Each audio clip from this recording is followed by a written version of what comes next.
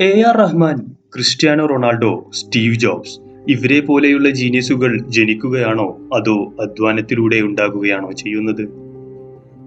ഒരു മേഖലയിൽ ജന്മസിദ്ധമായ കഴിവുകളെന്ന് പറയാവുന്നവ ഇല്ലാത്ത ഒരാൾക്ക് ആ മേഖലയിലെ ലോക ചാമ്പ്യൻ ആകാൻ സാധിക്കുമോ? എന്താണ് നൈപുണ്യത്തെ തീരുമാനിക്കുന്നത്? ജന്മസിദ്ധിയോ അതോ പരിശീലനമോ? ഈ ചോദ്യങ്ങൾക്കുള്ള ഉത്തരങ്ങൾ കണ്ടെത്തുവാൻ തങ്ങളുടെ ജീവിതം കൊണ്ട് പരീക്ഷണം നടത്തിയ ഓൾഗാർ കുടുംബത്തിന്റെ കഥ കേൾക്കാം ഇന്ന് with whatever it takes.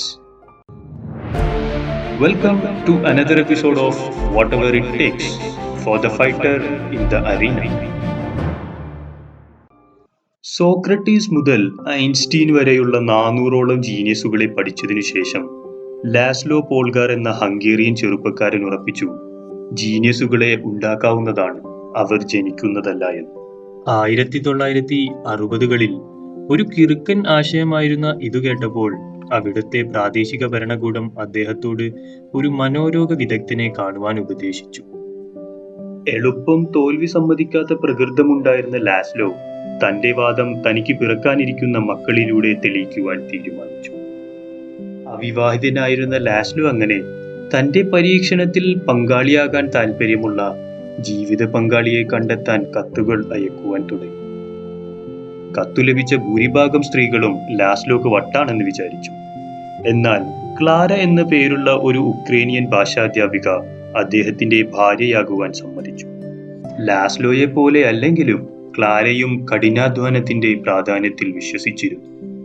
1969 ആ ദമ്പതിമാരുടെ ആദ്യ പുത്രി സൂസൻ ജനിച്ചു.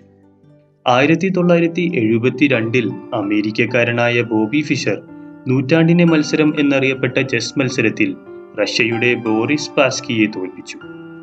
ഈ രണ്ടു രാജ്യങ്ങൾ തമ്മിലുള്ള ശീതയുദ്ധം ചെസ് ബോർഡിലും പ്രതിഫലിച്ച ആ കാലത്ത് ചെസ് ചാമ്പ്യന്മാർക്ക് ഒരു വൻ താരപരിവേഷം കൈവന്നിരുന്നു. പോരാത്തതിന് ചെസ് ഒരു വസ്തുനിഷ്ഠമായ മേഖലയാണ്. വ്യക്തമായി നിർവചിക്കപ്പെട്ട ഒരു പോയിന്റ് സിസ്റ്റം ഉള്ളതിനാൽ ഏതൊരു കളിക്കാരനും ലോകത്തെ മറ്റു കളിക്കാരുമായി താരതമ്യം ചെയ്യുമ്പോൾ എവിടെ നിൽക്കുന്നു എന്ന് കൃത്യമായി പറയാൻ സാധിക്കുന്നതാണ്. അങ്ങനെ സൂസനെ ഒരു ചെസ് ചാമ്പ്യനായി വളർത്താൻ പോൾഗാർ ദമ്പതികൾ തീരുമാനിച്ചു. വൈകാതെ സൂസനു 2 അനുജത്തിമാർ ജനിച്ചു, സോഫിയയും ജൂഡിറ്റും. മൂവരെയും ലാസ്ലോയും ക്ലാരയും ഹോം സ്കൂളിംഗ് ചെയ്തു. അവരുടെ വീട് ചെസ് കരുക്കളാലും ചെസ് പുസ്തകങ്ങളാലും പ്രശസ്ത ചെസ് കളിക്കാരുടെ ചിത്രങ്ങളാലും നിറഞ്ഞിരുന്നു. ആ കുട്ടികൾ നിരന്തരം അന്യോന്യം കളിക്കുകയും മികച്ച ടൂർണമെന്റുകളിൽ പങ്കെടുക്കുകയും ചെയ്തു.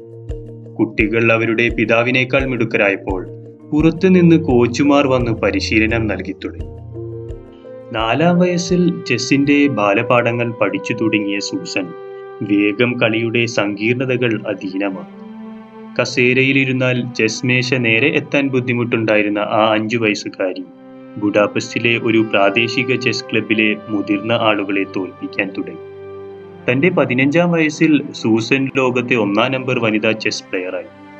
17-ാം വയസ്സിൽ അവർ പുരുഷന്മാരുടെ ലോക ചാമ്പ്യൻഷിപ്പിലേക്ക് യോഗ്യത നേടുന്ന ആദ്യ വനിതയായി. അന്നത്തെ നിയമങ്ങൾ അവരെ അന്ന് മത്സരിക്കാൻ അനുവദിച്ചില്ലെങ്കിലും വൈകാതെ ലോക ചെസ് ഫെഡറേഷന് ആ നിയമങ്ങൾ തിരുത്തി എഴുതേണ്ടി വന്നു. 22-ാം വയസ്സിൽ ഗ്രാൻഡ് മാസ്റ്ററായ അവർ 1996 നേടിയ ചെസ് ട്രിപ്പിൾ ക്രൗൺ പിന്നീട് മറ്റൊരാൾ കരസ്ഥമാക്കുന്നത് 2 പതിറ്റാണ്ടിന് ശേഷമായിരുന്നു. സോഫിയ എന്ന 2ാമത്തെ സഹോദരിയും അനേകം ചാമ്പ്യൻഷിപ്പുകൾ കരസ്ഥമാക്കി.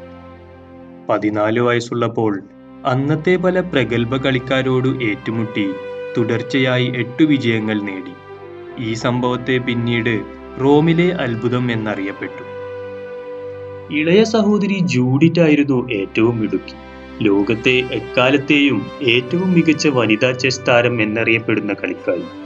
15-ാം വയസ്സിൽ ഏറ്റവും ചെറുപ്പമുള്ള ഗ്രാൻഡ് മാസ്റ്ററായ അവർ അമേരിക്കൻ ജീനിയസ് ആയിരുന്ന ബോബി ഫിഷറിന്റെ റെക്കോർഡാണ് തിരുത്തി എഴുതിയത്. 1989 ലോക ചാമ്പ്യനായിരുന്ന ഗാരി കാസ്പറോവ് ജൂഡിറ്റിനെ പറ്റി പറഞ്ഞു, അവർക്ക് അതിശയകരമായ ചെസ് പ്രാഗൽഭ്യമുണ്ട്. പക്ഷേ എന്തൊക്കെയാണെങ്കിലും അവളൊരു സ്ത്രീയല്ലേ. ഒരു സ്ത്രീക്കും സുദീർഘമായ ഒരു പോരാട്ടത്തിൽ പിടിച്ചു നിൽക്കാനാവില്ല. എന്നാൽ 2002 ലോക ചാമ്പ്യനായിരുന്ന കാസ്പറോവിനെ ജൂഡിറ്റ് ഒരു മത്സരത്തിൽ തോൽപ്പിക്കുകയും വനിതാ ചെസ് കളിക്കാരെ പറ്റിയുള്ള അദ്ദേഹത്തിന്റെ അഭിപ്രായം മാറ്റിയെഴുതിക്കുകയുമുണ്ട്. ഇതുകൂടാതെ നമ്മുടെ സ്വന്തം വിശ്വനാഥൻ ആനന്ദും ഇപ്പോഴത്തെ ചാമ്പ്യനായ മാഗ്നസ് കാൾസണും ഉൾപ്പെടെ 10 ലോക ചാമ്പ്യന്മാരെ പല മത്സരങ്ങളിലായി ജൂഡിറ്റ് തോൽപ്പിച്ചിട്ടുണ്ട്. 2015 അവർ റിട്ടയർ ചെയ്യുന്നതുവരെ നീണ്ട 26 വർഷം അവർ ലോക നമ്പർ 1 വനിതാ ചെസ് പ്ലെയർ ആയിരുന്നു. പോൾഗാർ സഹോദരിമാരുടെ ചെറുപ്പകാലം അസാധാരണമായിരുന്നു. എങ്കിലും അവർ അതിനെ അങ്ങേയറ്റം ആസ്വദിച്ചിരുന്നു. അവർ ചെസ്സിനെ സ്നേഹിച്ചു, എത്ര കളിച്ചാലും മതിവരാത്ത രീതിയിൽ. ഒരിക്കൽ ലാസ്ലോ കുഞ്ഞു സോഫിയ അർദ്ധരാത്രി ചെസ് കളിക്കുന്നതായി കണ്ടപ്പോൾ പറഞ്ഞു, "ആ കരുക്കളെ വെറുതെ വിട്ടിട്ട് കിടന്നുറങ്ങും." അപ്പോൾ അവൾ പറഞ്ഞു, "കരുക്കൾ എന്നെ വെറുതെ വിടുന്നില്ല ഡാഡി." അങ്ങനെ ചെസ്സിനു സമർപ്പിച്ച കുട്ടിക്കാലത്തിലൂടെ തന്റെ 3 മക്കൾ കൈവരിച്ച അസാമാന്യമായ നേട്ടങ്ങൾ ലാസ്ലോയുടെ പരീക്ഷണത്തെ ഒരു ശ്രദ്ധേയമായ വിജയമാക്കി മാറ്റി. ശരാശരി ചെസ് വൈദഗ്ധ്യമുള്ള ലാസ്ലോയും ഒരു ചെസ് വൈദഗ്ധ്യവും ഇല്ലായിരുന്ന ക്ലാരയും കൂടി ശരിയായ പരിശീലനവും കഠിനാധ്വാനവും കൊണ്ട് 3 ചെസ് ചാമ്പ്യന്മാരെ വാർത്തെടുത്തു. AR റഹ്മാന്റെ ഒരു പാട്ടോ, ക്രിസ്ത്യാനോ റൊണാൾഡോയുടെ ഒരു ഗോളോ, സ്റ്റീവ് ജോബ്സിന്റെ നൂതനമായ ഒരു ബിസിനസ് ആശയമോ പോലത്തെ ഒരു മാസ്റ്റർ പീസ് കാണുമ്പോൾ നമ്മൾ ആലോചിക്കുന്നത് അവരുടെ ജന്മസിദ്ധ പ്രതിഭയെ പറ്റിയാണ്. അവരുടെ മേഖലകളിൽ നൈപുണ്യം നേടാൻ അവർ ചെയ്ത പ്രയത്നത്തെ നാം അറിയാതെ വിസ്മരിക്കുന്നു. ജീനിയസുകൾ എന്ന് നമ്മൾ വിളിക്കുന്ന ഇവരുടെ ഓരോ സെക്കൻഡ് പ്രകടനത്തിന്റെയും പിന്നിൽ മാസങ്ങളുടെ കഠിന പ്രയത്നം ഒളിഞ്ഞു നിൽക്കുന്നു. നാം കാണുന്ന ഫലങ്ങൾ ഒരു മഞ്ഞുമലയുടെ അഗ്രം പോലെയാണ്, എന്നാൽ അതിനു പിന്നിലെ പ്രയത്നം വെള്ളത്തിനടിയിൽ അദൃശ്യമായി നിലകൊള്ളുന്നു. അങ്ങനെ നാം ഇന്ന് തുടങ്ങിയ ചോദ്യത്തിന്റെ ഉത്തരം പോൾഗാർ സഹോദരിമാരിൽ കൂടി നമുക്ക് ലഭിക്കുന്നു. ഏതൊരു കുട്ടിയിലും ഒരു ജീനിയസ് അന്തർലീനമായിരിക്കുന്നു. അത് പുറത്തു വരുമോ എന്നത് കുട്ടിയെ വളർത്തുന്ന രീതിയെയും കുട്ടി ചെയ്യുന്ന പ്രയത്നത്തെയും ആശ്രയിച്ചിരിക്കും.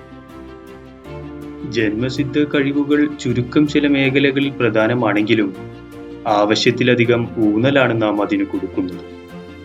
As Thomas Alva Edison once said, "Genius is 1% inspiration and 99% perspiration. Talent is overrated."